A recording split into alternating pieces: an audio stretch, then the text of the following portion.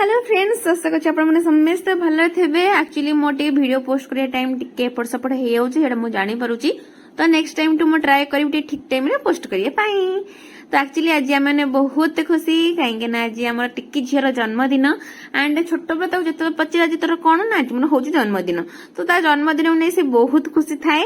तो ये केक कटा चलती प्लानिंग एपटे मो भाई मैंने मोबाइल लेके रेडी अच्छा एपटे केक कटा हो एपटे सी नहीं कि प्रथम जेजेमा गोटे केक खुईला जेजेमा केक खाइला एपटे से माँ को खुईला एंड हाँ समस्ते केक खाईदे कहीं आज समस्त मन खुशी था। तो ये टिके मुझे मो भाई मान भौणी मान टिके इंट्रोडक्शन कर दूसरी कहीं मो भाई मैंने जो बहुत खुशी अच्छा हाँ मत बहुत भल भी पाती।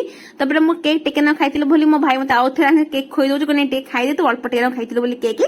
तो केक खाला ये हूँ मो सान भौणी। तो ये जन्मदिन केक खाला आम पूरी तक रोषे होता जो मैंने पूरी तक खाई सांग मैंने भरपूर जी सांग आसते समस्ते खाई दिल पेट पूरे पूरा घर को जाइए। तो ये मो मिनी ब्लॉग जदि आप मोर मिनी ब्लॉग भल लगे तो समस्त लाइक एंड सब्सक्राइब कर दे। Bye bye.